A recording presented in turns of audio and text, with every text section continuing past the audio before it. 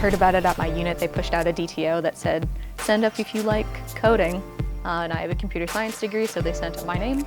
And then I managed to get an interview and I got in here. I have a lot of experience in with other Army organizations, and I've done some coding and development for the Army before, so it happened to be a pretty good fit. My first sergeant came to me and was like, Lo, check your email and you better apply. So finally I got on and there was an application for the software factory, and I filled it out, sent it up. My old company commander was like, hey Lo, congrats. I'm like, sir, what is going on? What is everybody talking about? It's like, you got in the software factory.